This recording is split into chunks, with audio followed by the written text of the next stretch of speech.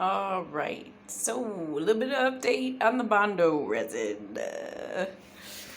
So you see, this is where the hole was. It looks like there's still a hole, but there's not. It said that it would take 2 hours to cure. I'm at hour 3 and it's still tacky. I don't know if I put it on too thick. I don't know if it's because well, what I did was kind of 2 light coats because I did the first coat, and then this part where there's just a hole, it was kind of sunk in just from the weight of the resin. So I put a second patch over it, fiberglass patch, and then a second thin layer of the Bondo resin. And so it's still tacky, but I followed the directions on how to apply the second coat, which said to apply it while it was still wet. So immediately following the first coat. So I don't know if that's why it's because there's longer. I don't know if that's what's causing the longer dry time, or maybe it's because this bathroom doesn't have very good ventilation. I don't know, but as you'll see, yeah. So this tub was originally tan, and then we've refinished it with marine paint to be white. As you'll see, that there's the tan, a little chip off it. There's a tan, refinished it with marine paint, while the resin is totally making the marine paint bubble up. I guess we should have sanded it better. The thing is, I ended up feathering out way farther than I intended just because I had extra product, and I figured if it's if it's weak in that area, I might as well feather it out anyways. So I only sanded like this area where the patch, you can see the square where the patch is. I only sanded it where the patch is, but as you can see, we'd had a previous issue here, which we used AB epoxy for this.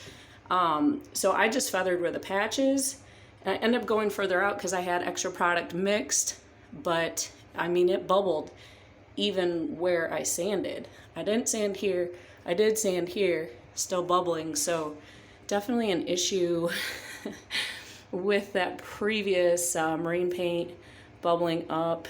It should be interesting. So I'm just gonna let this dry overnight, and then I'm gonna come back tomorrow, see how it is, and probably end up sanding and doing one thin coat tomorrow just to smooth it out. I know it looks a little crazy, the color looks crazy, but I've done this one other time and the color looked crazy then too, but I didn't have this issue with the bubbling.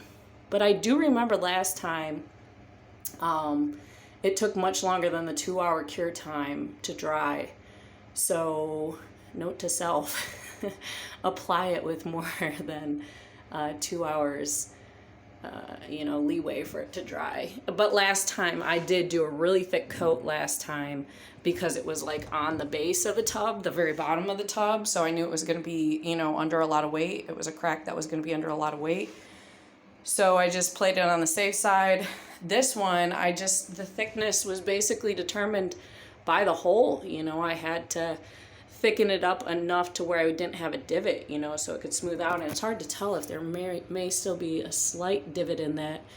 I'll have to touch it when it's dry and kind of feel it out to see if there is a divot or not. But yeah, here is the product after one patch, then a thin coat, then another patch, a second thin coat, and feathered out quite a bit over marine paint that's on a fiberglass tub, and 3 hours of dry time with a fan going in here too. So that's what we're looking like. Just thought I'd show you guys, and then hopefully tomorrow I can show the end product. Hopefully you won't even see it. But we'll see. To be determined. TBD, my friends. But here you go. Just figured I'd show you. So if you did this and you're like panicking because yours looks crazy, it's just kind of the in process look. Looks a little crazy. So I will show you guys more tomorrow once I get it sanded and another thin layer on.